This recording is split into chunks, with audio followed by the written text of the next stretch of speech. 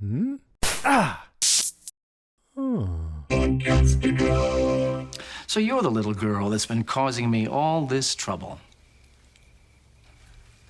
She's pretty, Angel. Well, skinny. Still don't understand why it couldn't work out with you and my Faith. Guess you kind of just have strange taste in women. Yeah, well, what can I say? I like them sane. Angel.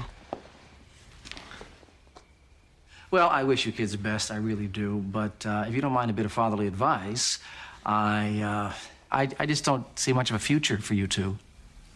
I don't sense a lasting relationship. And not just because I plan to kill the both of you, but you got a bumpy road ahead. I don't think we need to talk about this.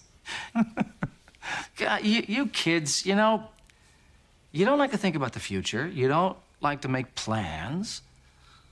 But unless you want Faith to gut your friend like a sea bass, you'll show a little respect for your elders.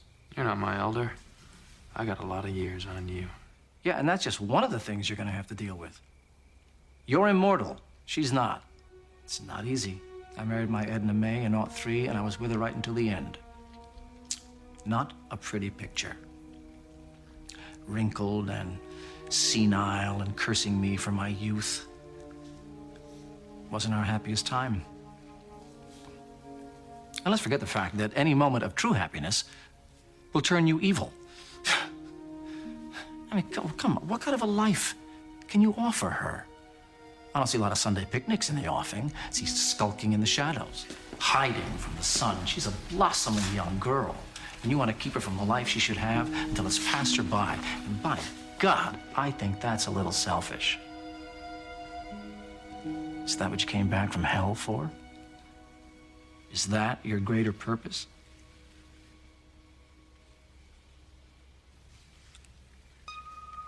Make the trade.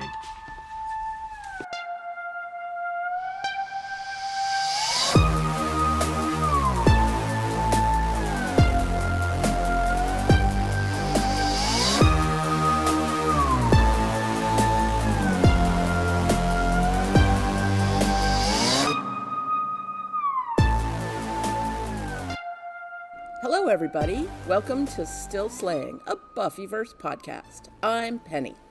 And I'm Kara. This episode, we're going to be discussing Season 3, Episode 19, Choices, directed by James Contner and written by David Fury. The original air date for this one was May 4th of 1999. So this episode actually aired before the episode Earshot, which we covered in our last podcast episode. And it was originally slotted to air right after the Columbine shooting. So this is what Buffy actually came back on the air with. There were some alternative titles in other languages for this episode, and they were The Box of Gavrock in both French and German, nice and literal, Solutions in Russian, and At the Crosswords in our favorite Polish. At least that makes sense. The Polish one's, right? Like, this one's not completely out of left field. That one, I was like, oh, okay. But they were the only other country that had anything that sounded like At the Crossroads. Everything else was variations of choices or decisions or something like that. And I kind of like it. So I want to thank our listeners for being patient with us. We had a series of delays. Oh, yes. Kara and I are both okay. I know some people were worried. We're fine. There were technical problems. There were travel problems. There were personal life hiccups. There were health. There were problems. trips. There was reunion. There were health issues. But we're back. And we're excited to be back, and we missed you guys, and we are going to try to stay on a steady schedule for the next several months, and we'll keep communicating with you so you don't think we just disappeared into the ether. Yeah, I am so excited to get back in a routine, and I really just need the universe to cooperate with us. Yeah. I feel like we're done, right? Like, I'm going to knock on wood as I say that. Yeah. But it's going to be fine. And of course, today my microphone was also not working. But if that's the only thing, if that's the only hiccup, I will take it. We can work with that. We also wanted to take a moment to recognize the passing of Donald Sutherland on June 20th. He was 88 years old.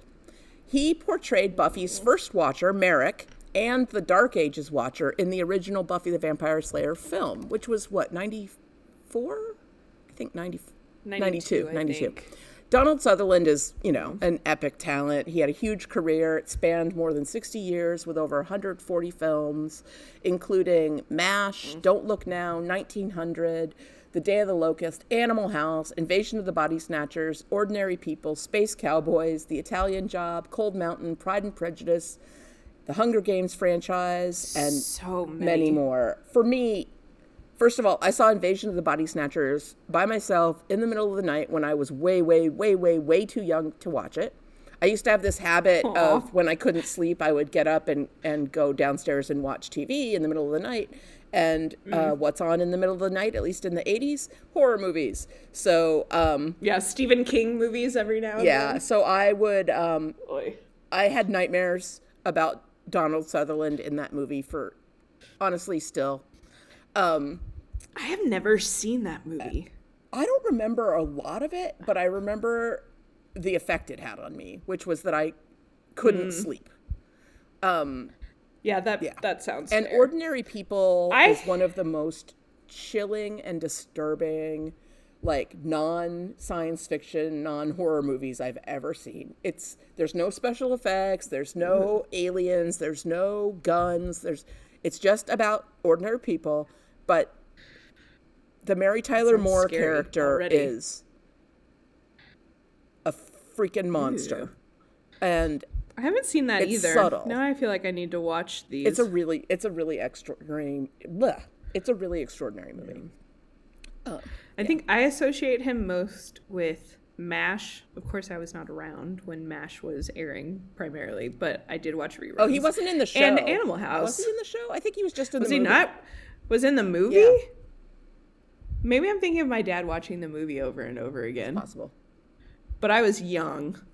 But I mainly associated him with the pot-smoking professor in Animal House. Yeah. And I love him. And obviously his son, Kiefer Sutherland, is in my favorite movie of all time, which is Stand By Me. Oh, I thought you were going to say Lost Boys, but also a valid choice. Yeah. Oh, also love Lost Boys. Yeah, I had a weird... Well, it makes sense now. I had a crush on Kiefer Sutherland, and he was not playing great people in the movies that I was watching. No, but he was really Especially sexy. Stand By Me. Yeah. Yeah. And then President Snow, more modern day in the Hunger Games franchise. But yeah, he was a brilliant, brilliant actor. That was one of those that I felt when I saw that he had passed. Yeah. Oh, that's part of our Buffyverse. Yeah. On to For sure. some happier news. Let's take a journey back to the spring of '99 and see what was going on.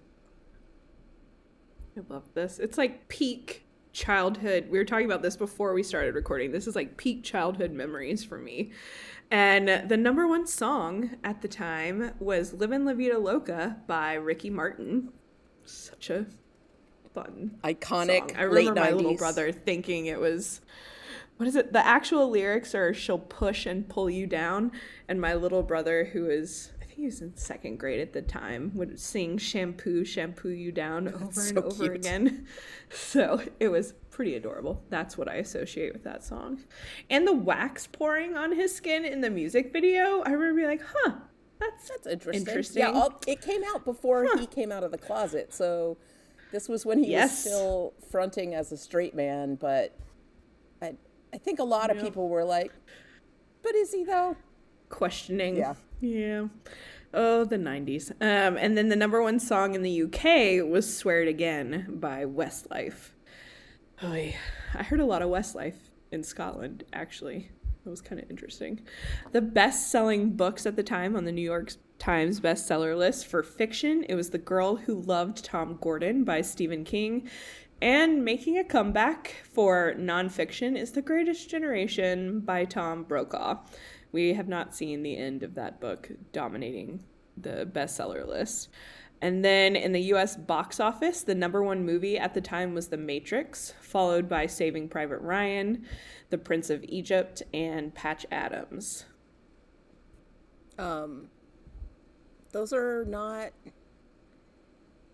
Yeah, all right. I mean, The Matrix was definitely an iconic late 90s movie, and it still holds up, and it's definitely entered the culture. Prince of Egypt, I've still never seen. Patch Adams was bad. Like, bad. Yeah, I remember that movie and not enjoying it. I didn't realize the chokehold that The Prince of Egypt kind of had at the box office. I think it was maybe the only kid movie that was out, and so everybody was like, all right, I guess we're seeing this. That would make sense. I can't believe how well Saving Private Ryan did for so long, because it's such a painful movie to watch. Yeah. Oh, gosh, it is. On May 4th, 1999, the movie The Mummy premiered in U.S. theaters. Oh, it's now known that was for just my note. causing many instances of bi panic or awakening. Haha, yeah. I think that's true. That's a meme at this Anyone point. who hadn't already been questioning their sexuality after seeing Faith on Buffy probably had some confusing feelings about Rachel Weisz or Brendan Fraser or both of them. Yep. They were some very attractive people in that movie. Although I remember that, and I remember the scene of the bugs that crawled inside your skin too. Yeah, so I'd rather not think good about times that. Watching that movie. Yep. No.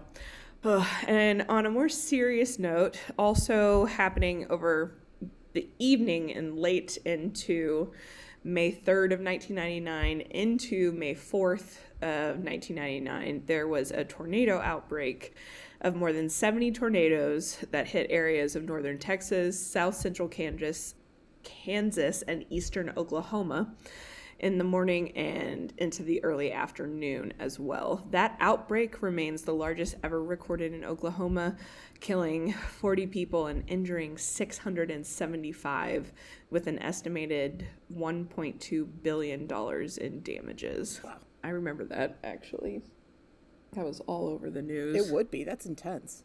It was awful. This is kind of a nice one. On May 4th, 1999, the U.S. Mint unveiled the design for the Sacagawea dollar coin, which would be officially introduced at the start of the new millennium. I also want to point out that around this time, everybody was talking about the millennium. The new millennium. The new millennium. Oh, yeah. Oh, the millennium. Y2K. The millennium. So, yeah. Oh, gosh. Yeah, that's hard to ever forget. The Backstreet Boys were about to release their album, Millennium. I remember going to the store and buying that. It's in the middle of May. I can't remember exactly when, but I'm sure we'll talk about that as it gets closer. And then during the week of May 1st, 1999, I will point out May 1st was a Saturday, but I had to include it because on May 1st, the animated series SpongeBob SquarePants, created by Steven Hillenburg, debuted on Nickelodeon. And that, I feel like, is something that's, with my generation especially, it sort of was a very defines a generation. Very big deal. Yeah. On May 2nd, quarterback John Elway, who led the Denver Broncos to 5 Super Bowl appearances with 2 victories, announces his retirement from the NFL. And also on May 2nd, Maria Moscoso, I think is how you pronounce it, hopefully, becomes the first woman to be elected president of Panama. And on May 3rd... Must be nice. No women presidents for us here in the U.S. On May 3rd, 99, the Dow Jones Industrial Average closes above 11,000 for the first time in its history at 11,014.7. What is it now? I'm going to look right now and see where we are.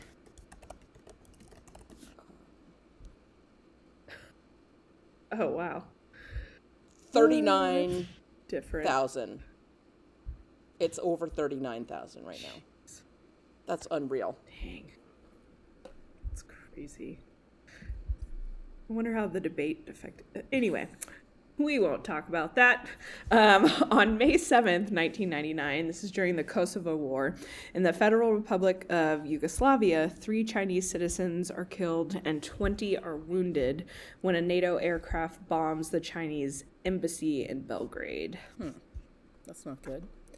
Also on May 7th, Pope John Paul II travels to Romania, becoming the first pope to visit a predominantly Eastern Orthodox country since the Great Schism in 1054. That's crazy. That gave me history class flashbacks.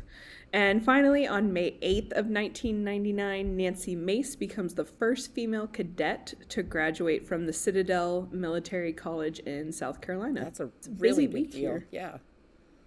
Yeah. I guess it's time to get into our main discussion of the episode choices. I have watched this episode so many times. It's one of the ones that I will watch even when I'm watching Buffy out of order because it's got so many like fantastic little moments and some of the best one-liners in Buffy. Oh, yeah. And I have a couple of the one-liners that I pulled out because I think they're so fun. I'm just going to pull them out of context, like... You killed him. What are you, the narrator? Keys to the cuffs. And then, Hey-ho, there it is. What happened to the courier? I was supposed to pay him. Huh. Made him an offer he couldn't survive. You are one heck of a girl, you know that? He's so tickled. Yeah. That's so funny. what are you, the narrator kills me, and I want to start trying to use that in life, because that's a really fantastic and funny line. Oh, gosh. I think, I'm sure you pulled this, but I think this episode has my absolute favorite Principal Snyder line in the series. Oh, wait, I bet I know what it is. Just... Where is it? Here it is. Snyder, you alive in there? You. All of you. Why couldn't you be dealing drugs like normal people? Yep, absolutely. It's so spot on. Just like, Oh my God. that little man. Oh, Snyder. So special. Can't wait to see and Buffy's what happens to him. little... oh god. Yeah, I wonder what happens. And Buffy's excited, like, that's where they make Giles's about Oxford is adorable. Yeah. But it's such a good episode, and I feel like it's one that is not actually that popular. Like, I don't hear about it as much as some of the other episodes, but it's so compelling. Oh, it has everything. It has does. a great fight scene with Buffy and Angel in that conference room. It's got really fun, like, interchange among the Scoobies. It's got some great, like, shut up Wesley moments. What does Buffy say to him? Get on the train or get off the tracks, which is hilarious because it's like, we're going to run you over with the train.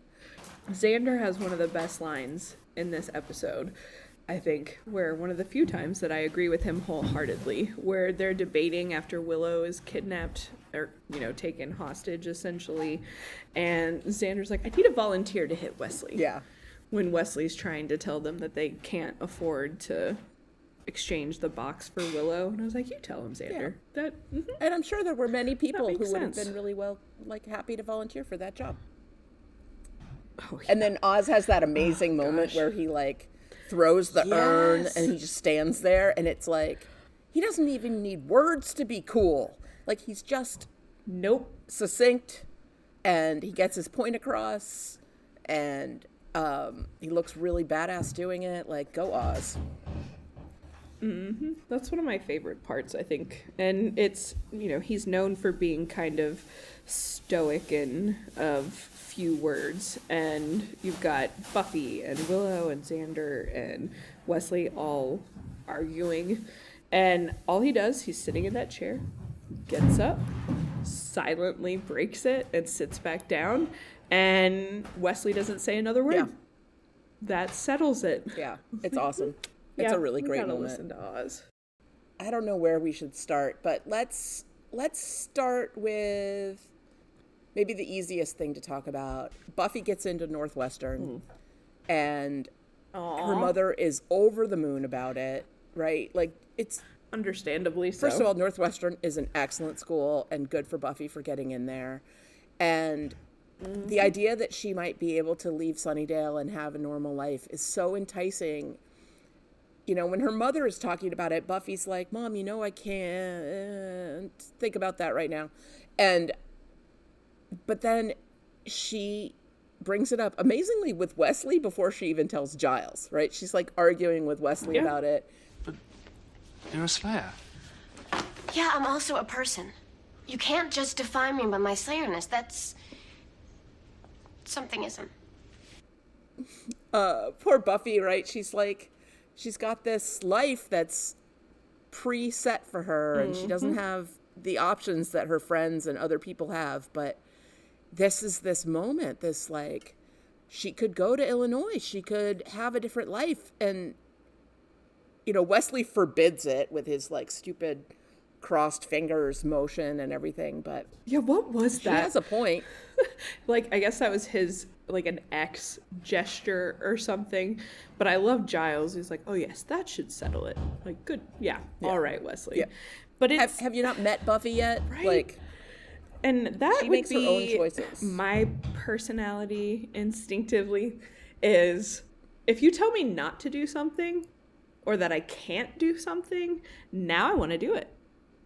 Like, Yeah. I don't know where he gets off, and he really doesn't. I mean, I guess he may have that authority over her somewhat, or the council would think they have that authority over her. But it's, at the same time, it's kind of sad seeing Buffy start to toy with the idea of going off to college and living a normal life and being independent and, you know, still being able to do her Slayer duties in Illinois, when she's like, you know, I bet they still have monsters and demons in Illinois that I could take care of. But reality kind of starts to set in this episode, I feel like.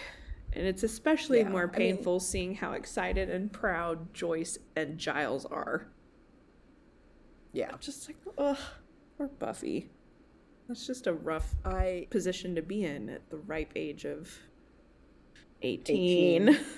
It, you know, the council has had centuries of being able to boss the Slayers around, partially because, you know, Slayers get called when they're 15 and they don't have a lot of power in the world, and so a bunch of men tell them what to do. That's just like, yeah, that's society. And Buffy is this modern day Slayer who was raised with the ideas of independence and having a life and having a career, right? Like, even though she's not necessarily like a gung-ho, academic-oriented, career-oriented person at 18, those ideas are the background that she grew up against, right? All her friends are going to college, except, well, Xander. Yeah. And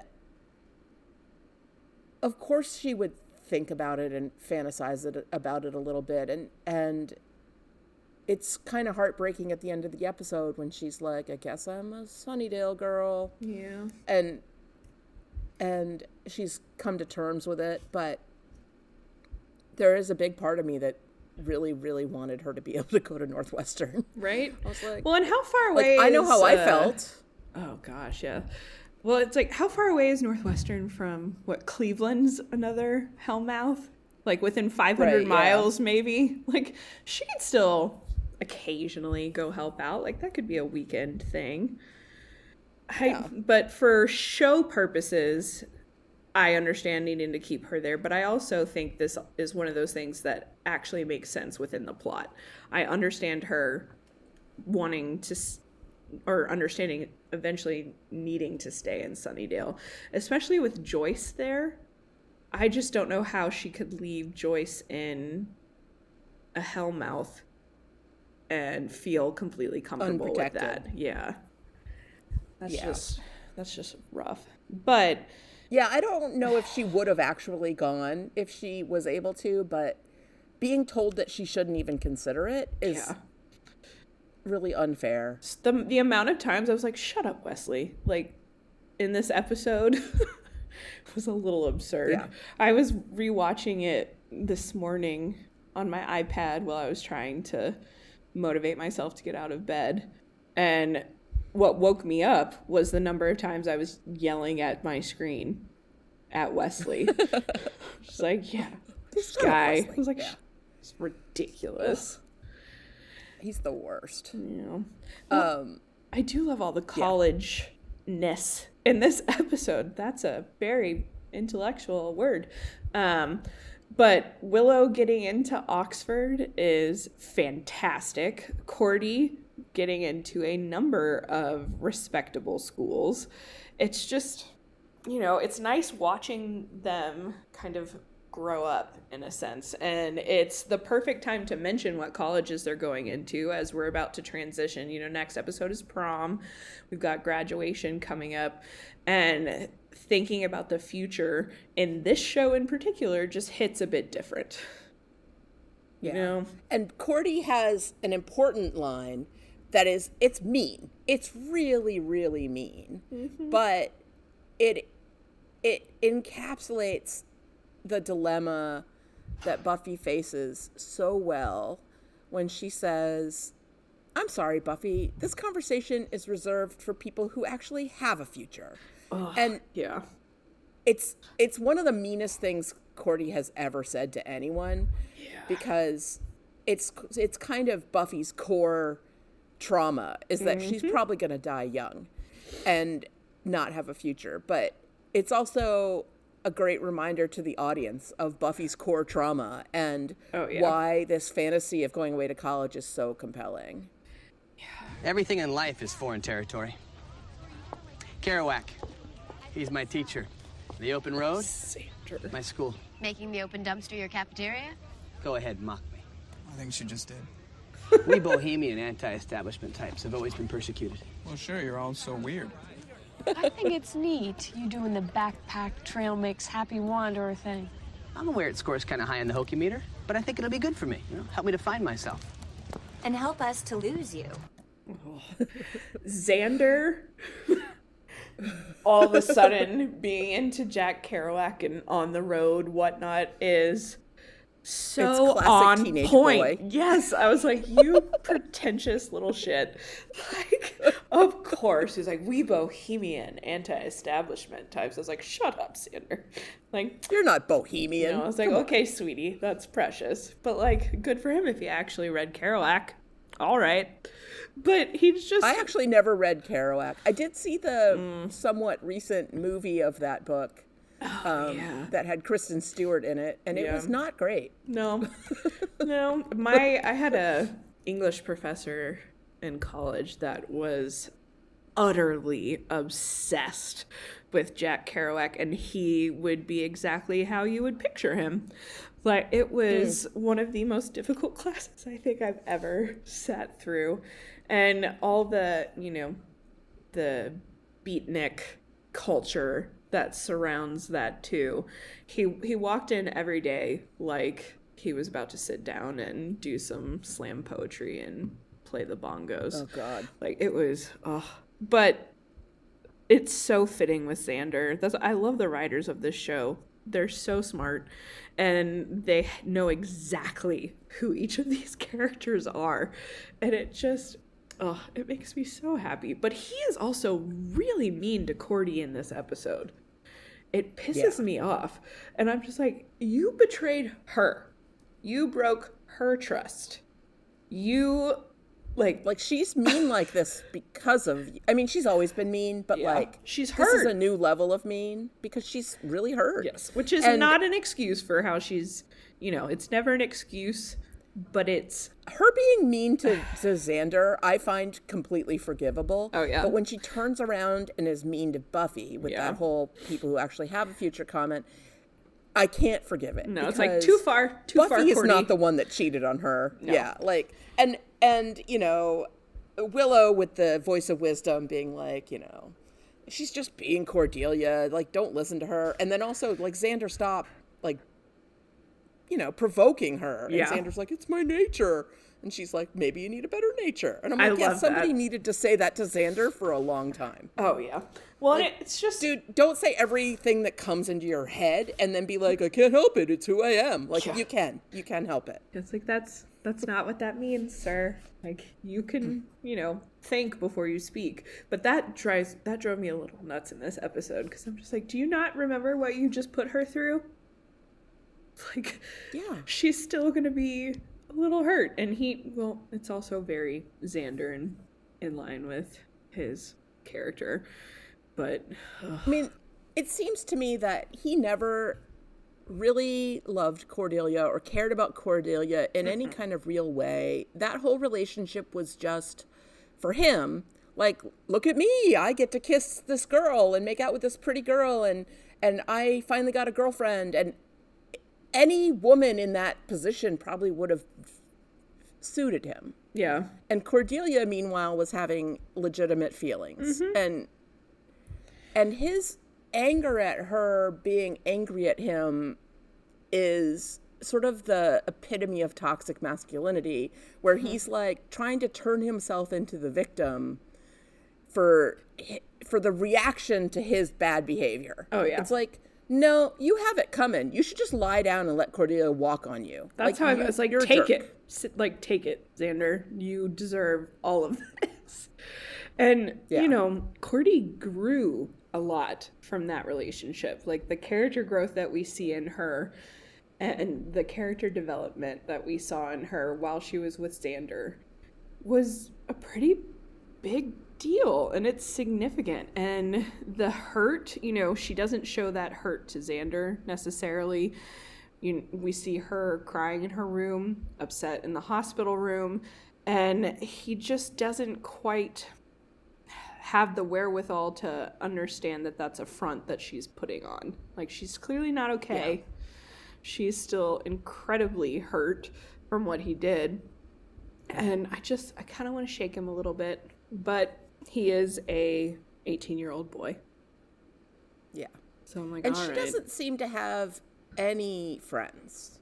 No. That she can really talk to and confide in, right? We know, like, the other friends that she has are these, like, mean girls who care about, clothes and status and popularity. Surface level.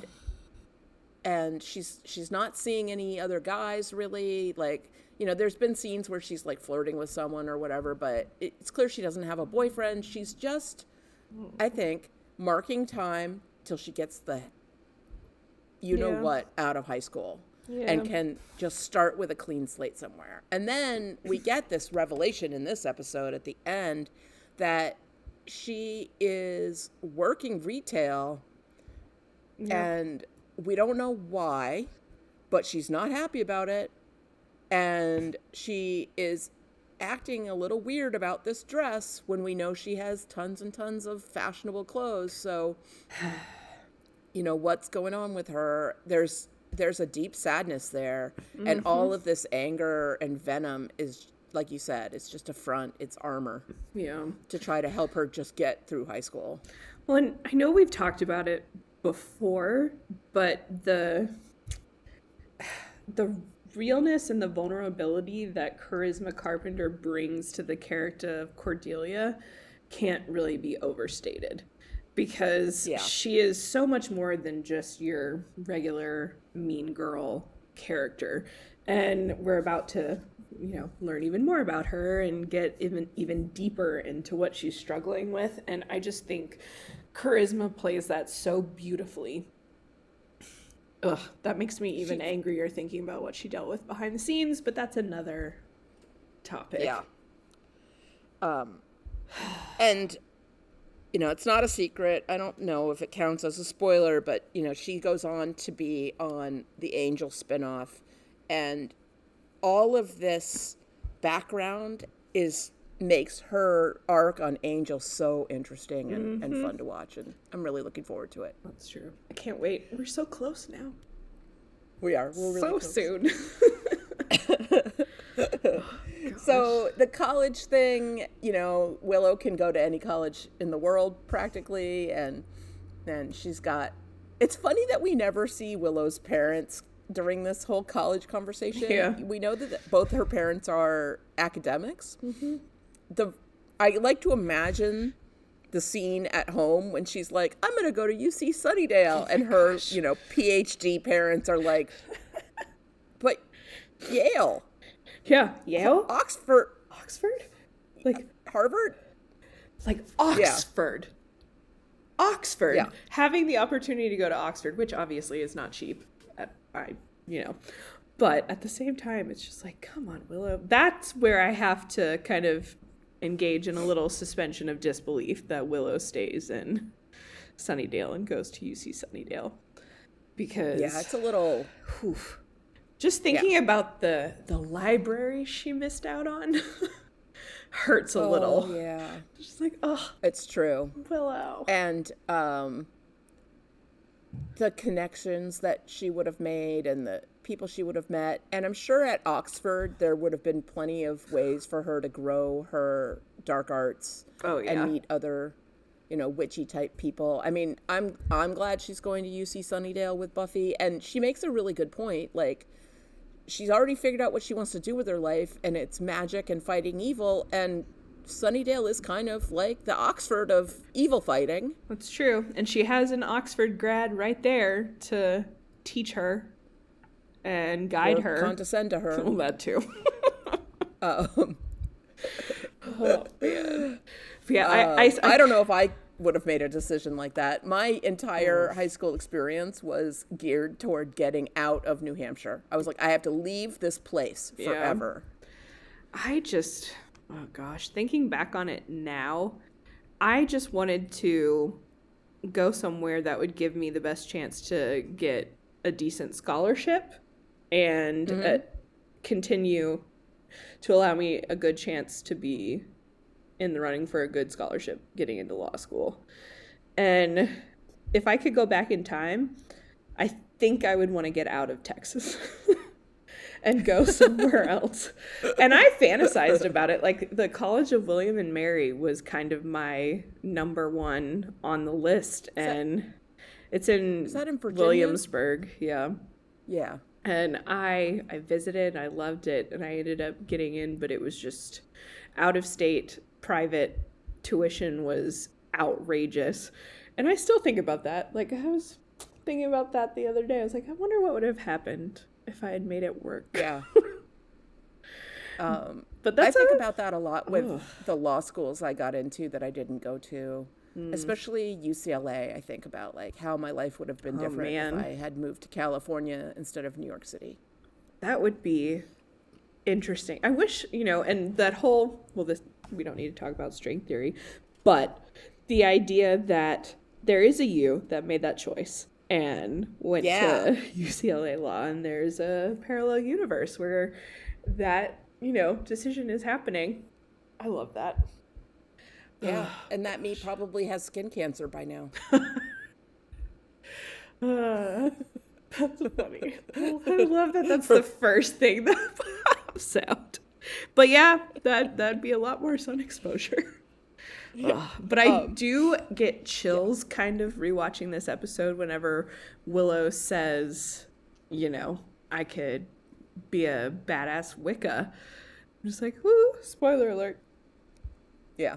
It's gonna be fun. I also have borrowed many times from the dialogue between the two of us, which is the boss of me. Oh, yeah. That is a good one. I have had to say that a bunch of times in my life. And I don't know. There was a long period of time when I aspired kind of to be Willow, and I really identified with Willow, and I don't as much anymore, but back then I sure did. Like, I was like, yeah, that's who I want to be. I wish I was a witch and had, could fight evil with my mind and all that stuff. I think that's where I'm at almost right now. Like, rewatching, when I was younger, I was obsessed with Buffy and Buffy's character, especially, as a 5th grade girl in the 90s. Yeah. Buffy was just, I guess, kind of aspirational in terms of her confidence, her fashion, and things like that. Like, she was just cool. And Faith. Oh, God, I love Faith. But now, rewatching it, I'm really, really enjoying Willow's storyline and kind of her journey. And in this episode, like, we see her strength and bravery really starting to shine through. Like, when she's captured and, you know, is trying to escape and instead ends up going towards the books of Ascension, and Faith catches her, she stands up to her and pushes her buttons and is just like, I'm not afraid of you, even after Faith hauls off and hits her in the face, which must have hurt incredibly bad. Yeah, being punched in the face by a slayer. Yeah, it's just not good. And she stands up to her, and she knows what to say to hurt Faith, and Faith even acknowledges it as soon as she hits her. She's like, you hurt me, I hurt you. And yeah. She calls her what? A big, selfish, worthless waste. Yeah. It's like, ooh, yeah, on the nose. It was like, she hit a nerve. And it was, you know, you could see in Faith's face when it registers. Just like, good job, Willow. Call her ass out. Yeah.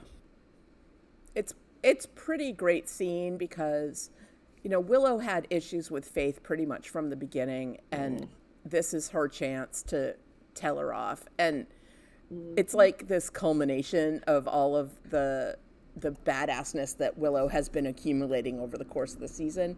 I love the payoff with the pencil. Where she floats the pencil to kill the vampire. It's like, yeah, we all kind of knew that was coming she's floating the pencil in the previous episode. But then when she uses it in this way, it's like, yes, it's perfect. So exciting. And and at the end, when she has those pages from the Books of Ascension that she had been hiding up until that moment, and she hands them to Giles, and Giles is like a little kid at Christmas. It's so good. Such a great scene. And Buffy's like, you should get kidnapped more often. And Willow's like, no, thank you. Yeah, it's like, no, thanks. I'm good. But that Giles is fantastic. Like Anthony Stewart had.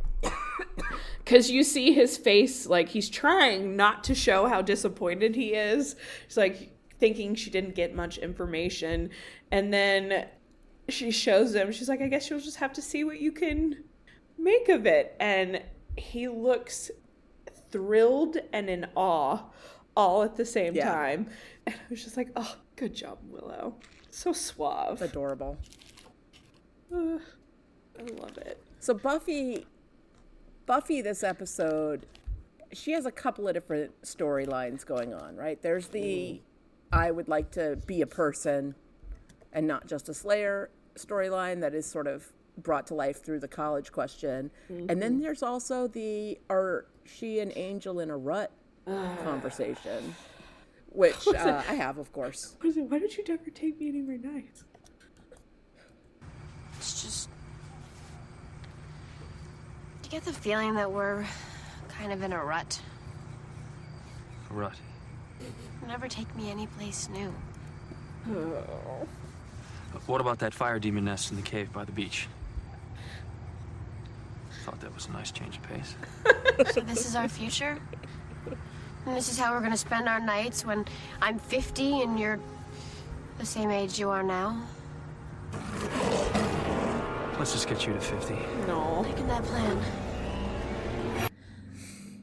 I mean, she's right. Yeah. That he's kind of a static person, right? Like, his life has changed dramatically at a couple of different points, right? He became a vampire, big change. He got his soul back, big change. And then he fell in love with Buffy, big change. But, like, most of the time, Angel is pretty content to just status quo it. Yeah. He's like, all right, I'm here, and I'm just going to keep doing what I'm doing. And because vampires, by their nature, don't age and don't grow and don't change. And Buffy, quite rightly pointed out by the mayor, is a human, a young human who has her whole life ahead of her, hopefully. Yeah. And is going to keep changing. And this problem of theirs is not going to go away. Yeah. And, you know, hearing the message from the mayor is not they're not going to want to absorb it. But in that final scene where they're like cuddling against a gravestone in a way that would only happen on Buffy the Vampire Slayer, and she's sort of talking to him about college and how great it'll be. The look on both their faces is very much like, we both know that this is a thing we're going to have to deal with sooner or later, and we just are going to pretend it's not real right now. Well, it reminds me of that moment, Spike's speech in Lover's Walk. Oh, where it's one of those where it's just like, you don't really want it to be true, but he's right. Same thing with Mayor Wilkins. And he talks about what marrying his Edna May in 1903 and how she was, you know, cursing him for his youth, and he was with her till the bitter end. And I think it hurts a little bit more because he is speaking from experience. And it's he's so right. It's just undeniable. Nobody wants to hear that message from him. And then later Buffy's like, he doesn't even know what a lasting relationship is. And I'm like, he stayed with Edna May. Yeah, like I think he kind of does, Buffy. Honestly, that's the one thing he does know. I could see him, the way he is with Faith and his relationship with Faith. We have no reason to think that his relationship with his wife was, you know, some terrible one. He stayed with her. I feel like he would be, you know, unfortunately, a pretty reasonable voice to listen to about that situation. As much as they don't want it to be true, there's truth to it that is kind of undeniable at this point. And you think about it, Buffy is fantasizing about going off to college and having a normal life, and part of that normal life you would think would be going out with your boyfriend in the daytime, or you know, doing something that involves not fighting evil side by side and actually and not being relaxing. afraid of him turning evil all the time. They really can't have sex. They can't risk that. And so that's always hanging over them. They can't be intimate in the way that they want. So they would essentially both be kind of tortured for life. Their relationship can never move beyond where it is. Ugh. They can't get married. They can't have kids. They can't, you know, start a new life together in some other city. Like, they'll always be fighting, and they fight great together. I mean, the conference room action scene really showed how well Buffy and Angel they are in sync, like, fight together. Like, that was great. Yeah. And they were, in their opening scene, they were fighting together, and they were doing a great job of it. But Buffy needs more than a warrior in her life. Ugh. And Angel, honestly, needs to find a way to redeem himself that isn't just, like, piggybacking on Buffy's mission. Yeah. Yeah. And the mayor was right about that, too. Is this what you came back from hell for? Like, to just be Buffy's, like, nighttime arm candy? I don't think so. And I think what really it's really sad. It really is. And what really hits Angel, I feel like, knowing what we know about his character now and in the future, is when he calls Angel selfish. Mm-hmm. And that is something that Angel seems to internalize and be unable to get away from. You know what I love too is that there's never a talk about Buffy becoming a vampire so she can stay with Angel forever. Like, right, yeah, that's not an option. That does not happen in this universe, and I love that. Vampire Diaries. Yeah, and Twilight.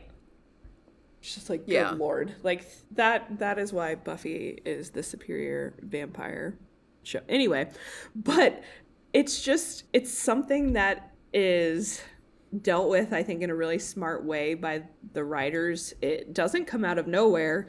This has been something that's been a concern and expressed pretty much since the beginning of their relationship, even more so after Angelus comes back.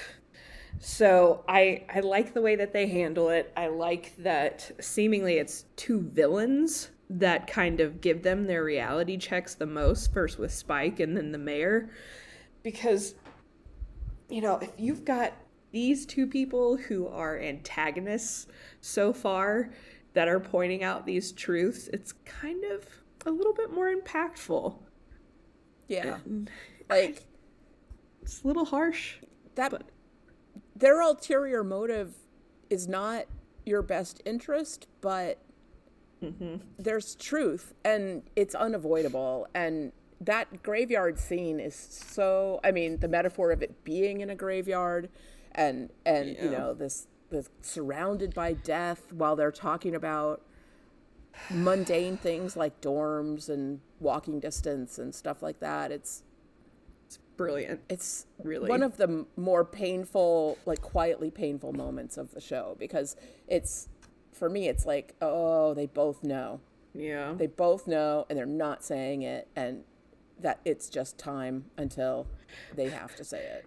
Well, and without spoiling too much, although I think it's kind of clear, we all know that there's a spin-off show with Angel. I remember watching this in real time in 5th grade, and the next episode shocked me. And now looking back, I was like, oh, you sweet summer child. Like, and I was a kid, obviously, but I was like, oh my gosh. Yeah. They're meant the to groundwork be. has been laid. Yeah. And now it's just like flags everywhere. And when the mayor says to Angel, you know, like, coming back and being with Buffy, like, is that what you came back from hell for? Is that your greater purpose? And that setting up the spinoff, it just works so well. And it makes so much sense. Like, a lot of times in TV shows, I feel like the spinoffs, you know, there's fan demand, or they want to see how well another show can do and bring in more viewers, and the spinoff premises don't always make a lot of sense, and this one does to me. I feel like it's one of the better justifications for a spinoff. Right. You know, I always like to talk about fashion. And most of the fashion in this episode is unremarkable. And I like to see that Buffy is wearing pants and a leather jacket when she goes on the heist mission, because at least it's practical, although her high-heeled boots were not. But who wears a maxi velvet dress to any occasion when you're going to have to climb a ladder? I know. What is Willow wearing? It doesn't make any sense. I was like, you are going to I get fall. the dress from her, like, witchy aesthetic, late 90s. It's perfect for that. But for the heist, what are you wearing? You can't climb a ladder in a long dress? Like, why it would made you me do that? nervous. Anyway. That's excellent. Like, you're going to point. trip on the hem and, like, hit your face. Like, oh, my God. Yep, it's like, this is not practical in any way, guys, even though it is spot on for her character and the time period. Yeah. She looked great in it. She has an amazing figure. Yep. And whatever leather jacket Faith was wearing was, like, too big for her. I was like, what's that all about? Why is she wearing... It was a little odd. Like a bulky, oversized... That's not very Faith. I thought that was weird. No. And you'd think that would kind of hinder your ability to move and fight and whatnot with all of those. It just didn't make complete sense to me. Faith had so many great moments in this episode, though. This was really a Faith showcase, right? Like, getting the knife as a present, and then how she, like, admires the knife and, like, practically kisses it. She's, like, so into it. And when she... you know, goes to the airport and shoots that guy with that it's the same longbow that she stole in when Bad she Girls. And Buffy, in Bad Girls. And then when she takes the knife out and that vampire guy is like, that's not going to cut through steel. She's like, it'll cut through bone. Yeah. It's like, what do you want? She's just so, like, casually badass that if she weren't being evil, I'd be cheering for her. Because she's so cool. She's just so cool. Ugh. It's true. And that knife, to be fair, is a very pretty knife. Like, it's gorgeous. Very intricate. Like, so I understand her admiring it, but Elijah Dushku is just so good at being sinister and sexy at the same time. Yeah. It's just and like, then having, damn it, woman. like, a childlike vulnerability pop out once in a while in the middle of it. Like, when she throws the knife and then they have to leave without retrieving it. Like, the look on her face, it's like somebody kicked her puppy. I know. Like, Oh my God. Oh, it's brilliant. There's oh my God. When they go and we find out what is actually in this box, and it's 50 billion like spider monsters essentially. I cannot think of many things that would be more horrifying to me.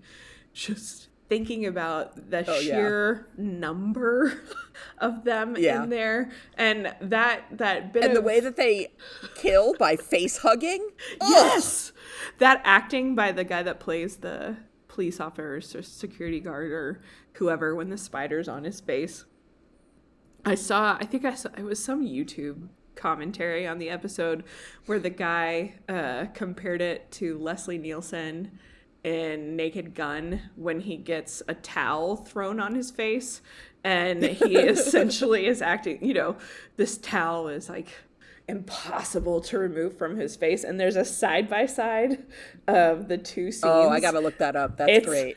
Hilarious. I'll see if I can find it and we can put it in the show notes, because it was perfect. The comparison was perfect. And I was like, this did feel a little Naked Gun. Because when you think about the fact that what he is wrestling with is probably some sort of felt prop or something. Yeah. Just, it looked like it was made out of like stretched out Tootsie Rolls or something. That's funny. Yeah.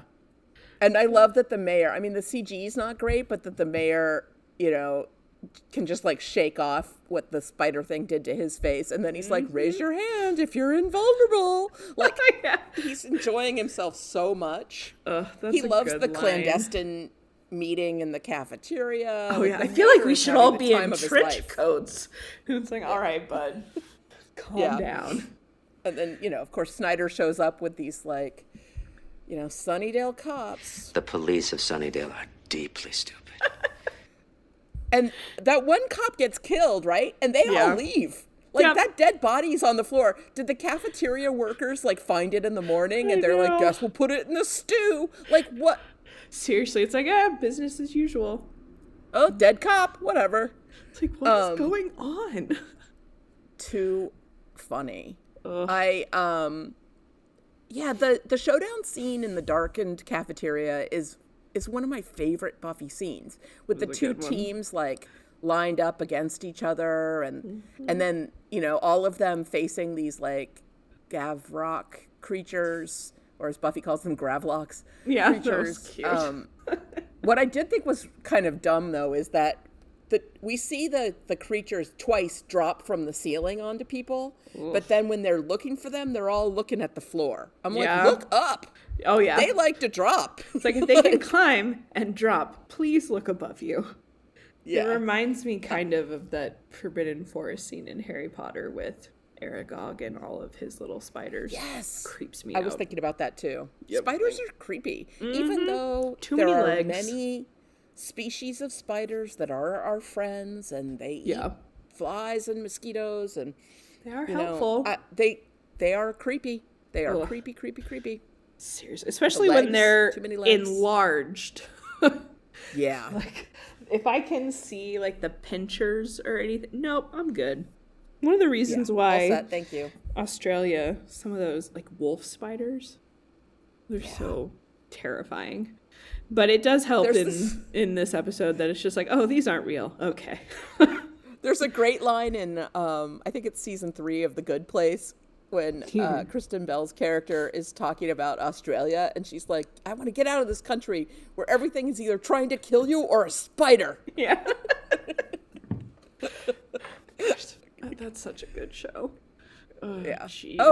Tiny plug for another podcast, the Revisited podcast on Podcastica, which is currently finishing up Ted Lasso. They're going to do The Good Place next. That's awesome. That's going to be fun to listen to. If you are a fan of The Good Place, I would suggest you subscribe to that. I don't think I've listened to a podcast about The Good Place. I'm going to have to. I only listened to the official one that was like a companion to the show put out by NBC. And that was good. It was really good because they had a lot of writers from the show on and talked a lot about the creative choices. But that's cool. I haven't listened to our kind of podcast where we talk about the show and what it means and everything. So that'll be fun. All right. That's enough of a detour. Just see. Yeah. It's like... Oh, favorite moment of the whole episode, though, is when Wesley goes, let's synchronize our watches, and Buffy and Willow both show empty wrists. Yeah, and it's Wesley's like, yes, typical. That was Willow's pretty like, fantastic. maybe we could count 1 1,000, 2 1,000, 3 1,000. It reminds me of one of my favorite bad movies. What is the movie where Bruce Willis is a jewel thief, and he and his co-thief, they time their heists with songs, so they're both singing in what's it called? It's called all right, I'm gonna have to Google like this right is it now. like jazzy songs? It's like singing on a star, swinging on a star. Is it Hudson? What is it? Yes, Hudson Hawk. Hudson Hawk. That's it. That movie was on, like, I don't know if it was like TBS or TNT or one of those a lot when I was younger, and every time it was on, my brother and I had to stop what we were doing and watch it. Yeah. Like, I mean, it's not a good absurd movie. No, it's absurd. But the heist scenes with the singing and dancing are so great. I might have to see if that's streaming somewhere. It's been a while since I've seen that. Oh gosh, that's really funny. All right, so this one line in the episode always reminds me of the brilliant movie Seven. So, what's in the box? What's in the box? When did Seven come out? That was before 95. this, right? Yeah. So that's Ugh. I looked it up. That has to be intentional.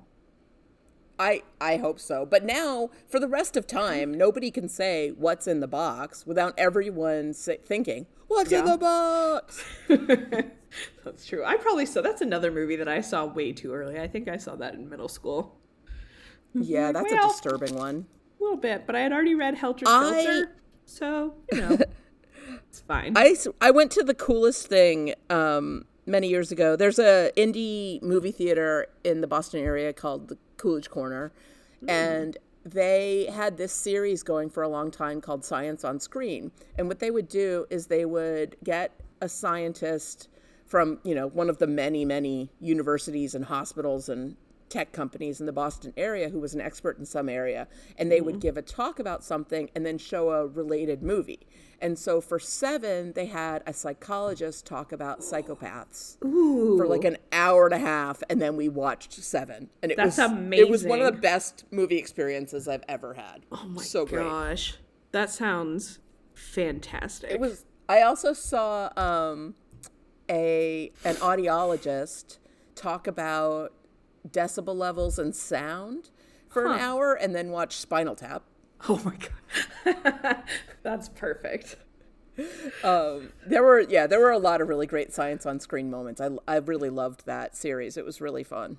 Anyway, tangent. Yeah, but that is cool. I think everything else I have is just random little notes here and there. I love the reappearance of Mr. Pointy. Yeah. That makes me happy every single time. Oh gosh. Let's see. What other one-liners do you have? Okay, I have this one. I gotta have a plan? Really? I can't just be proactive with Pep? I do love that. That's so perfectly Buffy. And then when Giles is like, we have to find out what they're up to. And she's like, oh, I actually knew that. I thought you meant with maps and stuff. And then later when he shows up and someone's like, what's that? And he's like, maps and stuff. Mm-hmm. It makes me so happy. It's perfect. Maps and stuff. They're so precious. I have definitely said with maps and stuff to people when they're talking about a plan and had them be like, what? And I'm like, you're not a Buffy fan. What's that trending sound right now on TikTok? That song, I need somebody that's going to match my freak. Oh. It's like, I need somebody that will understand my obscure Buffy references. Yeah, that's what I'm looking for my next man is I should put together like a Buffy trivia quiz and send it to all prospective matches on dating apps. That's perfect. Like, do you know the answers to these things? And if dating you don't, apps are a horrifying place. It's like, I did think while in Scotland, we talked about this a little before, the eighth season of Buffy in the comics, a good chunk of it is set in Scotland because that's kind of where Slayer headquarters is. And every castle we went to, I was just like, this would be an amazing set for Buffy. I so wish we would have gotten to see like Buffy overseas. Ugh. And I was too paranoid. Like I did a whiskey distillery tour, like a day trip around different distilleries near Edinburgh. And there was a gay couple on it who I just like fell in love with that were also obsessed with Buffy. And awesome. I name dropped our podcast. I was like, you should totally listen and please write in. So Stephen and Eric, if you're listening, please send in feedback because I would love to hear people talk about Buffy in Scottish accents. It would be perfect. That would be awesome. Oh, best vacation. Right. Let's see. Yeah, everything we're else. All jealous. It was. I needed something good before all of the terrible ways the universe came back at me. Once I got back, yeah, seriously. It's just like, okay, guys. Oh gosh, we should just go to Scotland and record a Buffy episode there. Problem solved. That would be amazing. Right? Buffy on location. Well, my shorter term goal is to get you to come to Boston and record in person together in my apartment. That would be cool. That would be so much fun. And Sam. And Sam too. Yes. Because Sam does not live very far away from me at all. Like maybe a half-hour drive. Yeah. I was in her town a couple weekends ago. Aww. And I was like, oh my God, I'm in your town. And she was like, I'm in my pajamas. I was like, okay. That sounds fair. That's also my default. If I am not at work and having to wear a suit or a dress or something, I am in my pajamas. Whether that be sweats or a gigantic t-shirt. I have what I have started to call my painting outfit, which is the ugliest shorts I own. And t-shirts that I can't wear outside because they are not covering enough of my bra and other parts of my body. So I don't mind if I get paint on them, and so they can be messy, and it makes me feel like a real artist to have paint on my clothes. That's legit. I could see that. I just had a flash to Lainey Boggs, and she's all that with like her overalls covered in paint. Oh God. Yep. That's a good movie. God, that's such quintessential. Let's take her glasses off. She's beautiful. Yeah. Like imagine that. For those of us who need glasses to see, that's such a frustrating trope because it's like, well, I could take my glasses off, but I have to put them on again. I had a male colleague at the district attorney's office. My glasses broke, and so I wore my contacts, which in a very dry environment is not enjoyable. And I walked in to work, and he looked at me, he goes, you should wear contacts more often. I was like, oh yeah, why is that? He was like, it ups your hotness factor. Glasses are gross. Ew. And I was just like, I didn't ask you, but thanks. And then I wore glasses basically every single day after that. I was like, nope. What a weird thing to say to a coworker. Yeah. Good times. Okay, it is time to move on to pop culture or non-pop culture references. Yeah, just culture references for the most part. This one I wasn't sure whether to include, but I was kind of hungry when I was making my notes, so I included it anyway. But we hear the mayor say, what would Toll House cookies be without the chocolate chips? And Toll House is, of course, a company, a division within Nestle, which makes chocolate chips and similar baking goods. And to me, I feel like really Toll House cookie is basically synonymous with chocolate chip cookie. That was the number one cookie we had growing up, other than Oreos. Oh, now I want cookies. Buffy says, Faith's turn to the dark side of the Force pretty much put the kibosh on any away plans for me. The dark side of the Force, for anybody who doesn't know this, yeah, I know, is a Star Wars reference. The bad guys, like Darth Vader, were said to be on the dark side of the Force. To put the kibosh on something means to stop it from happening or put an end to it. There is some dispute over the origin of the word kibosh, but it's most likely Yiddish. I have no idea if it is, but I was like, all right, cool. Yeah, for those people who have never heard a Star Wars reference in their life, we include that. Who have watched Buffy, but have not seen Star Wars. That is a very, very tiny demographic. Right. My dad would be in that demographic. Weird. Yep. He refuses. He has never seen Star Wars, Star Trek. He has seen Spaceballs, though. Anyway, he's special. Another one, we've got Buffy saying to Willow, I can't believe you got into Oxford. Of course, we've talked about this. The University of Oxford is in the United Kingdom, in Oxford, to be more specific. And this is Giles's alma mater, or as Buffy says, where they make Giles's.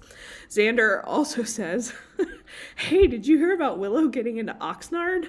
Which is precious. And he obviously misspeaks, but Oxnard is a city in California about 40 miles south of Santa Barbara, which is where JW has said Sunnydale is. So it's kind of understandable that Xander would make that mistake. Yeah. Willow says to Xander, I think it's neat you doing the backpack trail mix happy wanderer thing. Trail mix is a mixture of nuts, raisins, dried fruits, seeds, or the like, eaten as a high-energy snack, often by hikers and mountain climbers. The Happy Wanderer is an old polka song written by Friedrich W. Moeller about a happy wanderer. And you can find the lyrics in the show notes, or a link to them in the show notes. Yeah. I listened and actually really enjoyed it. It's not bad. And then, of course, we have Xander saying, Kerouac, he's my teacher. Jack Kerouac wrote On the Road, the book that Xander is currently reading, in which the main characters embark on an odyssey of drugs, sex, jazz, mystical philosophy, and new experiences as they travel on the road across the United States. And this book was one of the first novels associated with the Beat movement of the 1950s. Cordelia, to insult Willow, says, MIT is a Clearasil ad with housing. That's so the mean. Massachusetts Institute of Technology, a private university in Cambridge, Massachusetts. And Clearasil is a brand of skincare items, such as Zit creams. And MIT is very near and dear to my heart, not just because I can kind of see it from here, but also because I have known and loved many MIT graduates, some of whom are quite handsome and don't have any acne at all. So yeah, I think Cordelia was just being mean. It's like Cordelia's not been there. There's one of my good friends from high school went to MIT and is a professor there now, and he is quite good looking. So he was the first person that popped into my head when I heard this, and I was like, oh, Cordy. No. Let's see. Next up, Buffy makes the reference to the mayor, saying, I'm tired of waiting for Mayor McSleaze to make his move while we sit on our hands counting down to Ascension Day. And this is likely a wordplay reference to Mayor McCheese, who was a character in McDonald's advertising in the late 70s and 80s. He was mayor of McDonaldland, and he had a giant hamburger for a head.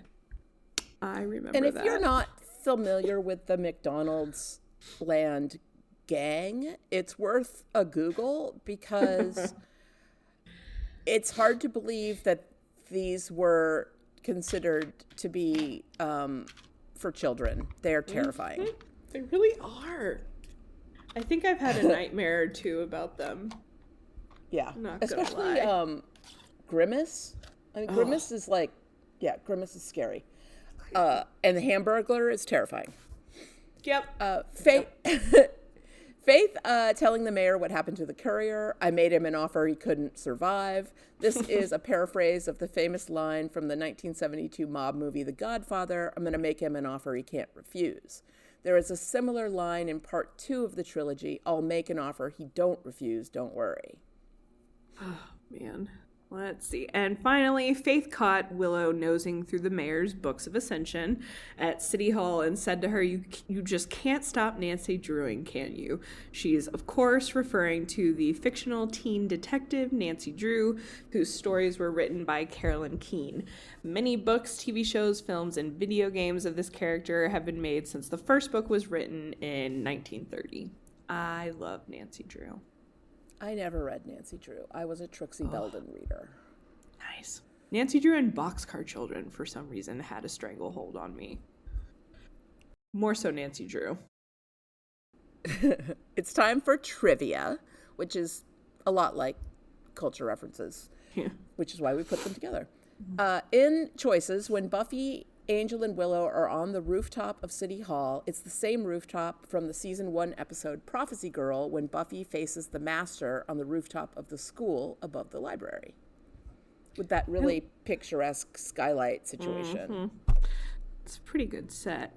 And in Sunnydale's town hall, the workplace of Mayor Richard Wilkins III, it's actually a chiropractic center in real life. And this town hall has been seen in, obviously, Choices, where they broke in to steal the box of Gavrok spiders. And the scenes of the town hall were shot on location at 15411 Crenshaw Boulevard in Torrance, California. And I'm pretty sure I Google imaged it, and it's still, from what I could tell, it still looks pretty similar today. It's kind of cool. I've never been to Torrance, California, all the different times I've traveled to Southern California, but next time I go, I should go there because there's tons of Buffy sets. I bet there's like a tour or something that you can do, There was too. recently a Hellmouth Con that took place at the high school. Ew, that's cool. Yeah. The stage direction for when Buffy sets off the alarm in City Hall in Choices was she grips the box, lifts it off the table, and whoop, whoop, whoop, there it is, an alarm blares. I love that. And then she's like, I would very much like to come up now, please. Oh, that's a good one. And we mentioned this earlier, but Faith steals a bow and arrow in Bad Girls, which is what she uses to shoot the courier in this episode. Choices, and spoiler alert, skip ahead 15 seconds if you don't want to know how else it is used. Okay, fair warning, she also shoots Angel in Graduation Day Part 1 with the same arrow that is essentially poisoned in Dun Dun Dun. Yeah. So, Kara, it's been a while, but I think you know what I'm going to ask you. Does it still slay? As always, pretty much, of course, I say it still slays. This episode is one that I do think is kind of underrated, and we talked about why. It has everything in it, pretty much, and it sets up a lot for not only the rest of the season, but for the rest of the series and for the Angel spinoff. So I say it definitely does. That is my answer as well. It's a favorite of mine. I think because I've always had a special love for Willow, and it's a real Willow showcase. It is a very good Willow episode. Yeah. Willow centric. So we often don't have news to share in a news segment, but there is just one small announcement, which is that Sarah Michelle Gellar has been cast alongside Christian Slater in a Dexter prequel. And this was just announced a couple of days ago. And it's such a new announcement that I've seen a lot of people on the internet asking if it's a fake announcement. Mm-hmm. But she put it on her own Instagram page, so I think it's real. And I don't know that much more about it. She plays a chief of police or something. We'll know more in the coming weeks. I love Christian Slater talking about 90s people. So I can't remember who else has already been Patrick cast, was the one that stood out. McDreamy. Yeah. It's going to be interesting. So, I mean, I will watch anything Dexter, but this is going to be kind of fun, I think. Yeah, good for her. All right, let's head over to the Bronze and get a beer or I guess a whiskey and maybe some cider and find out what some of our listeners had to say about the episode. Bronze things. Things of bronze. We have a couple of voicemails this week, and I think we'll do Steve first. Hello, Still Slaying. This is Steve, and this is for Buffy the Vampire Slayer Season 2, Episode Choices. I know you're taking a bit of a break, so I figured I'd try to kind of get ahead here, so I may do a couple of episodes, but we'll see. Okay, just watching the Previously On, and I really loved, I know it's CGI, but the whole Terminator 2 graphic of when his head comes back together during the Previously On, and like when he's pulling the letter out of his the sword in the mayor's head. Yeah. Previously On scenes. I don't know why. The mayor is so creepy in his grooming of Faith. Ew. Yeah. And calling Buffy honey during this whole slaying scene, just their relationship is just not right. I forgot about that. That's Oxford. That's where they make Giles's. Xander, the open road, and the open dumpster is your. Oh, Cordelia, that's a little harsh. This conversation was reserved for those who have a future. Gosh, what is this, Wesley? Put your hands across your heart, and by the power invested in me, I forbid it. Yeah, no, that's not going to work, buddy. Okay, and real quick, did Giles and Wesley not just gloss over the fact that she just said she might die during this whole graduation Ascension thing? Is nobody talking about that? And Faith with the good shot long compound bow. That's what it is, compound bow. Oh, Faith, I don't remember what's in this box, but yeah, don't open it up. Apparently, from the mayor, it doesn't say, yeah, don't do that. Don't open that up. No, Wesley, you are not in charge at all. Of course, none of them have watches. To synchronize, I mean. Ooh, so we've broken into the mayor's office, but Willow's been taken hostage. Oh, they have the box. Okay, I dozed out for a minute. And Oz just took away the means to destroy the box. Oh, the pencil in the back using telekinesis. Good for you, Willow. And Willow is now in the mayor's office, and she found his closet full of tricks and the books of Ascension. Of course, Snyder shows up trying to ruin everything. Oh yeah, opening the box was a bad idea. When Faith killed the one with the knife, with her own knife, and she has to leave her knife behind. Oh, and Willow stole pages out of the books. Willow's gonna stay and fight the good fight. More about Cordelia in the future. Okay, on to next episode. Thanks, Steve. I love reliving all of the emotions with Steve as he goes through. It is fantastic. So fun. That's a good point about calling her honey. I forgot about that. Yeah. That does get under my skin. It's like, ugh. Ugh. All right. And then we heard from Piotr, and Yay. I'm going to play that. Faith is so evil. She's so evil, she makes the vampires squeamish. Hello, Still Slaying. This is Piotr's disembodied voice, reflecting on the Choices episode from Buffy the Slayer of the Vampires. Oh my god, I love that. There are various choices that the characters are facing in this episode, and their choices will be shaping the likely trajectories of their future lives. The choice that Faith has made is evil, which in a way made her choice very easy. Evil is simple. It follows the entropy principle. It's about destroying and dismantling. If evil does indeed have some elements of building, it's usually creating some sort of contraption, like a death ray or a hunting knife, the thing of beauty that costs a pretty penny that in the end is meant to cut through bone. Yikes.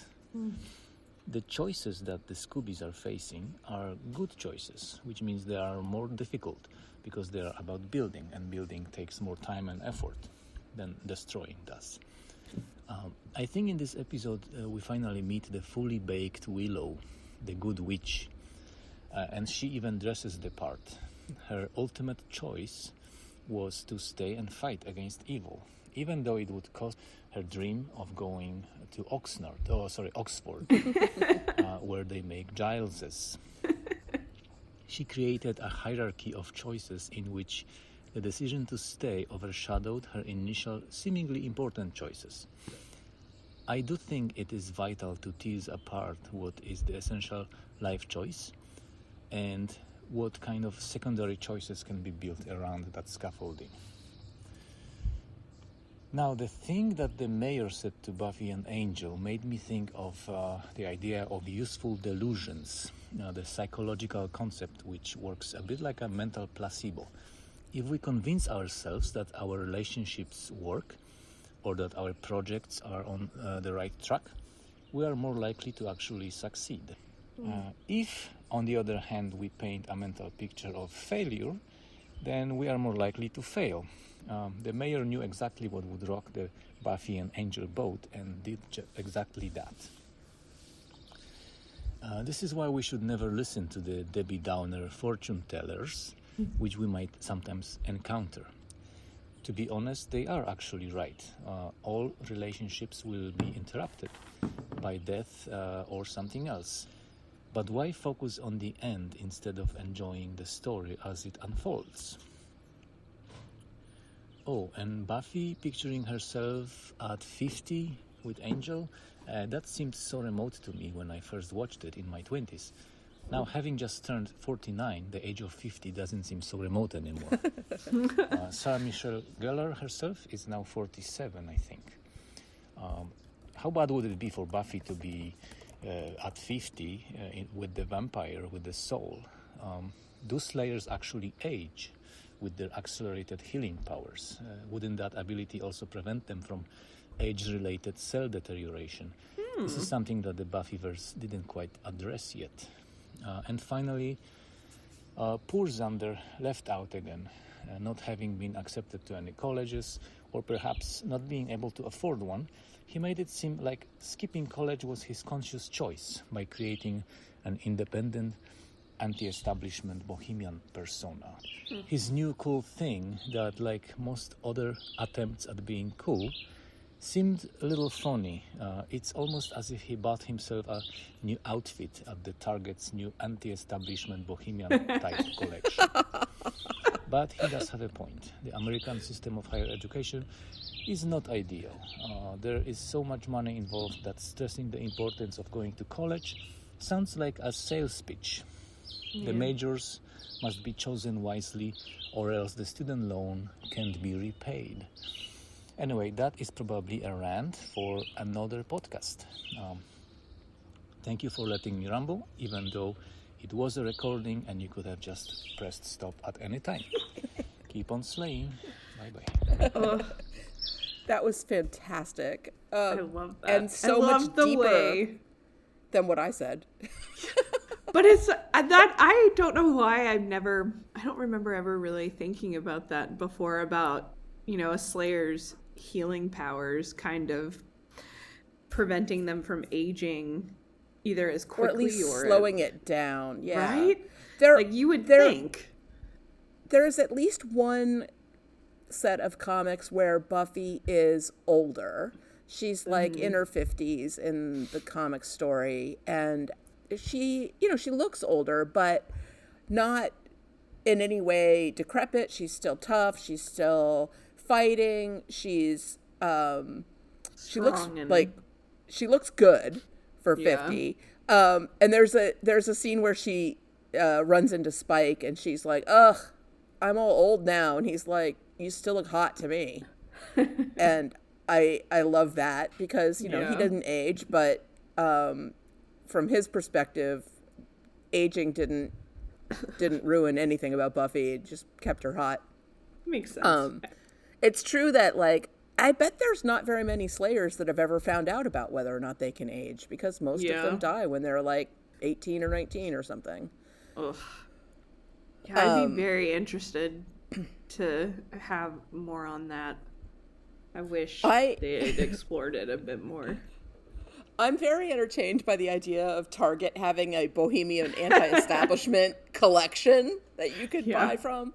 It often feels that way when I'm just shopping around and I'm looking at things from like Anthropologie. I'm like, wow, $400 for a dress that like a flower child might have worn in the 70s. That you could go thrift, probably. Yeah. But I like the way he phrased that, because it's also a very teenager coming of age thing to do, is kind of try on different personalities and aesthetics when you're trying to figure out who you are. And also the idea that Xander maybe didn't get into any colleges, but also his family doesn't have any money. He probably couldn't afford to go to college. And so he developed this contrary plan where he made it look like he was doing this other cool thing intentionally and not as a last resort.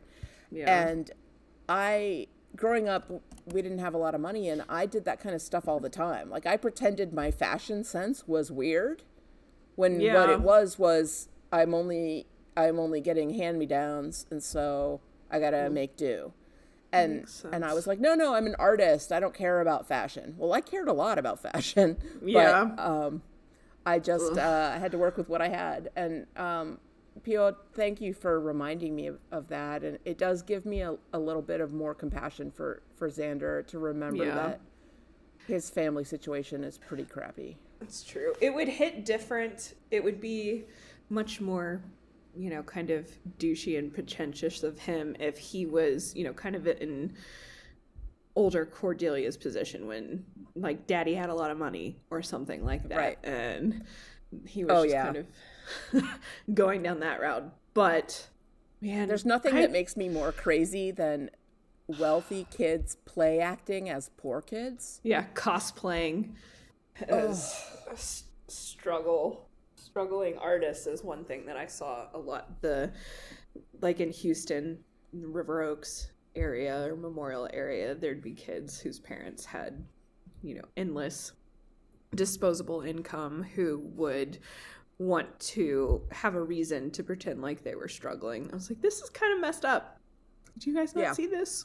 No? Like, maybe you are struggling with your own internal battles, but it's not money. Like, that's a real thing that some people are dealing with, and you can't appropriate it. Mm-hmm. Anyway. Jeez. Okay. So that brings us to the end of the main section of the podcast.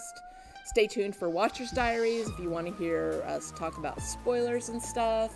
And if you want to join the conversation, you can find all our contact information at podcastica.com and in the show notes for every episode.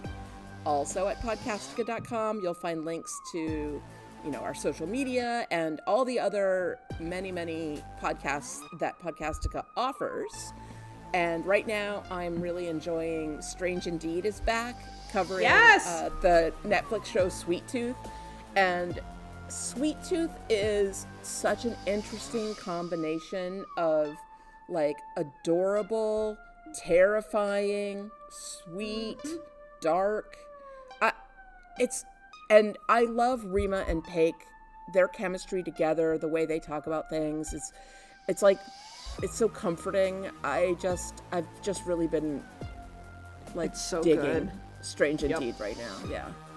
Sweet Tooth, for those that have not seen it, it is absolutely worth a watch. I got completely sucked in when it first premiered, and Rima and Paik really always add something that I didn't even think of. So it's been really fun supplementing my watch with them. I will say I have also been enjoying the coverage of House of the Dragon on Podcastica. I finally caught up, and it has been super fun to listen to. And I listened to Penny and Onwin talking about the season 2 preview of Rings of Power. And I am about halfway through the first season of that one, and I kind of decided I didn't care about spoilers, and I'm glad I did. So I think that'll be fun to listen to. Yeah, I'm excited. Future. I'm excited for Rings of Power to come back at the end of the summer. It comes back August 29th. That's on Prime. Sweet. For those of you who might want to check it out, season 1 is already up there, and we covered season 1. That podcast is called The Cast of the Rings. And we had a blast covering it, and the show is so much better than the misogynistic review bombing would have you believe. My gosh. There was a lot of people very upset about a woman lead and elves that are not white, and how dare just get over yourselves because the show is so entertaining, and I love being back in Middle-earth. I'm so happy to be back in Middle-earth. I'm constantly waiting for them to introduce Ents. I need me some Ents. Yes. I love Ents. But it's got all the other great Middle-earth stuff. They're not called hobbits, they're called Harfoots, but there's dwarves, there's elves, there's humans, there's Numenorians, there's wizards. I mean, it's there's never enough Tolkien for me. Yeah. And you guys are so much fun to listen to. I don't think I told you this. I went back and re-listened to pretty much all of your coverage because when I didn't have internet for like a week and a half, thanks to AT&T, I had to watch a lot of DVDs, and I have the extended editions of every single Lord of the Rings movie. So I did a deep dive, and it was very enjoyable. It kept me sane. So I feel like I've been talking to you and Onwin a lot more than I actually have. That's really funny.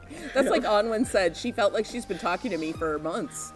Every week because of this podcast. And I'm like, but I've missed you. Well, I had a 10-hour plane ride to do a lot of listening and catching up on. So it was fun. Awesome. That's perfect. Yeah, we covered all of the Lord of the Rings movies. And also on the Cast of the Rings is where we covered Shogun. So if you've watched Shogun, which I recommend you do. I still need to do that. There's an episode about that out there. Oh, man. And as always, guys, if you like what we do, please leave us a review or a like or give us a 5-star rating if you're so inclined, and follow and subscribe. Next time, we will be covering Season 3, Episode 20, The Prom. And in honor of this episode, we will be sharing some of our own prom photos, along with some from our previous guest hosts. So please feel free to send yours in as well, and let us know if we can share. Thanks, everyone, and... Hey, I eat danger for breakfast.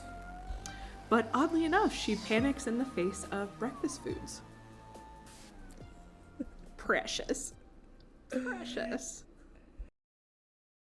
All right. That's the end of the non-spoiler section. If you want to avoid spoilers, you should stop listening right now. Yep. Now. Meow. Right meow. Right meow. All right.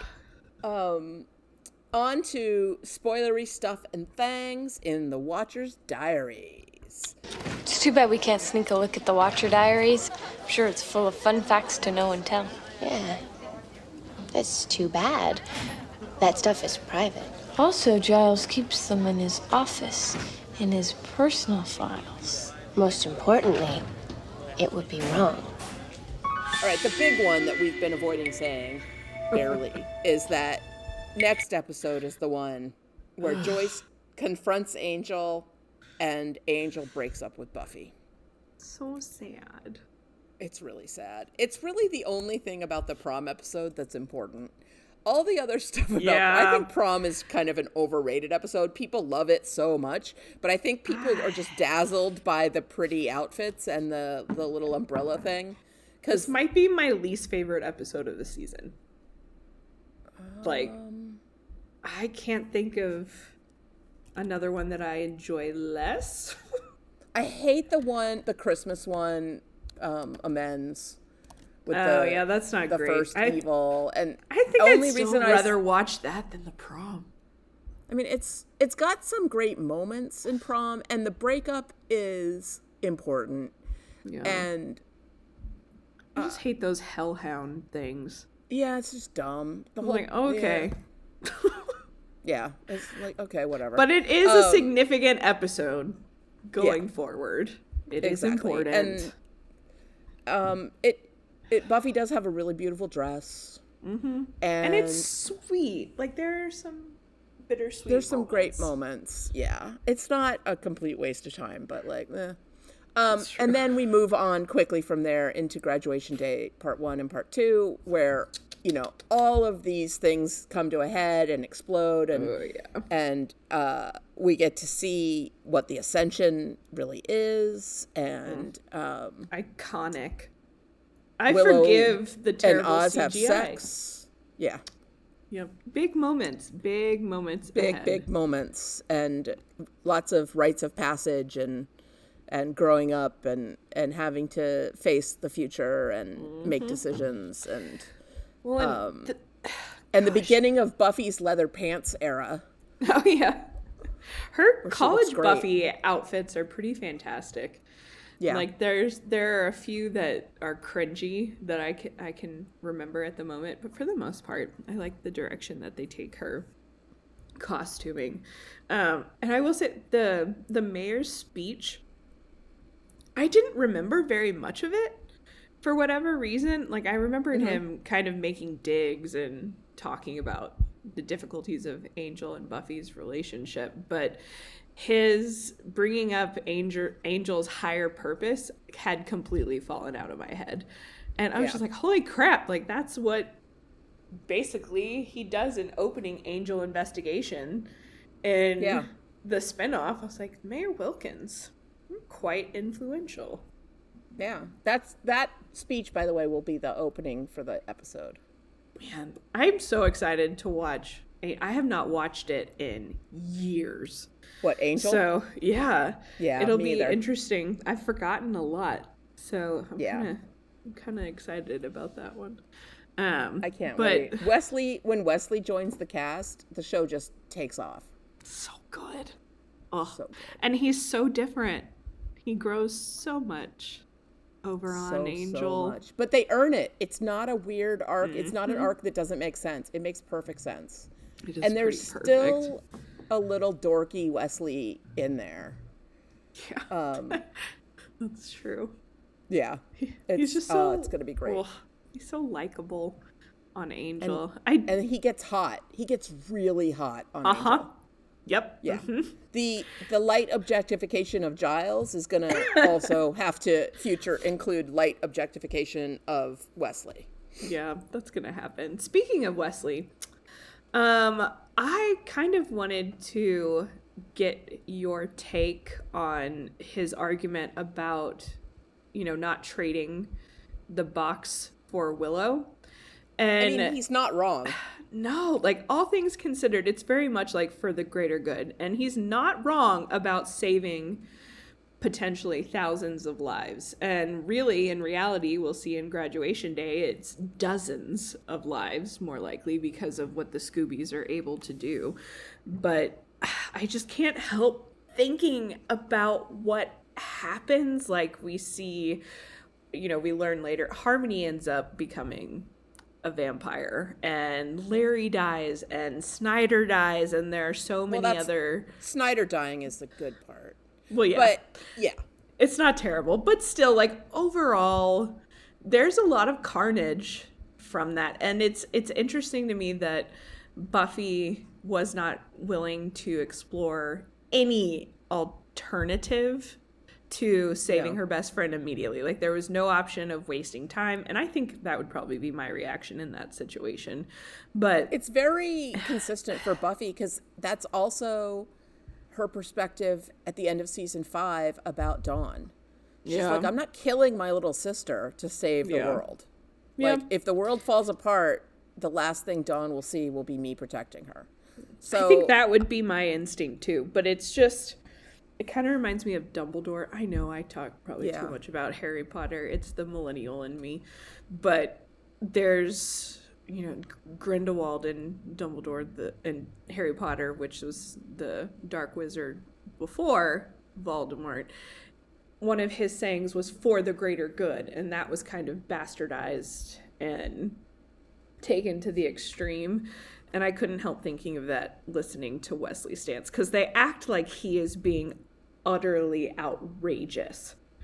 And he's not. He's being very really reasonable. Not. It's like, somebody has to bring that up, guys. Like, it's not ridiculous of him to mention. But when I was, of course, watching this, I remember younger, I was just like, shut up, Wesley. Like, how dare you? Like, that's just evil. But now I'm like, he has a valid point. It's like an ethics Buffy question. As a person and as a hero is that one of the things that makes her so great is that she has this deep love, and she loves Willow and is not willing to sacrifice her. And a Buffy that would be willing to sacrifice Willow is not a Buffy that would be able to like persist as a slayer the way that she has and win these big battles because she draws her power from it. So for her, there really was no choice. No. The fact that Wesley doesn't know that is just because Wesley doesn't really know Buffy. No. But I think, you know, we talk about how many Slayers got the chance to even age for that to be a consideration, whether or not their regenerative healing powers kind of aid in slowing down the aging process. And one of the main reasons that Buffy does survive is because she has something to live for outside of herself. It's not just survival instinct. She's surviving for her family, for her friends. And that is something that eventually Wesley will learn. But he's not there yet. No. But that's one of the reasons that Buffy is able to go through and push through what she deals with, because she has people that she cares about. And it's one of the things that really sets her apart from Faith and Kendra. Yeah. It's just, ugh. I feel bad for Wesley sometimes. Just like, come on, man. Not that bad. But it pops up every now and then.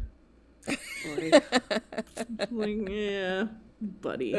I will say, too, poor Xander and his Kerouacing on the road. He tries, you know, we find out later in season 4 that he does, in fact, go on the road and his car breaks down.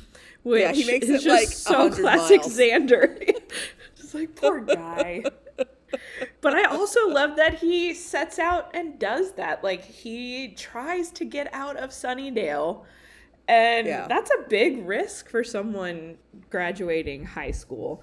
But I think that also makes me kind of start to respect him and like him a little bit more. He gets College a lot better Xander in season 4. College there's a lot of Xander.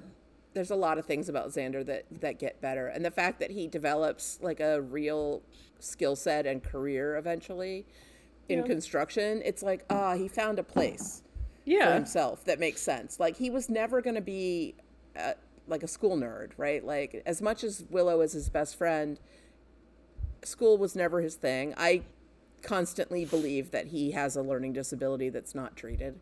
And construction ends up being perfect for him, and it's actually incredibly useful. It's true. That's true. Good old Xander. He's going to grow. It'll be good. We'll talk less shit. It'll be fine. I do love, like, the Willow of it all, too. I have a shot at being a badass Wicca. It's like, just you wait, honey. Like, it's going to be intense. And this is also the first time we see her kill someone with magic, technically. And I couldn't help but flashing forward to Warren. I was like, man, we make a lot of leaps. There's a lot coming. There's a lot coming. It's kind of amazing when you think about it, the whole series, how much Willow is going to grow and change in the next few years. And they do it so well. So well. I'm excited. And you listeners will be there with us. Yay. So much to come. That's the complete end of our show. Thank you, everybody, for listening. And until next time, I am Penny. And I'm Kara. Keep slaying.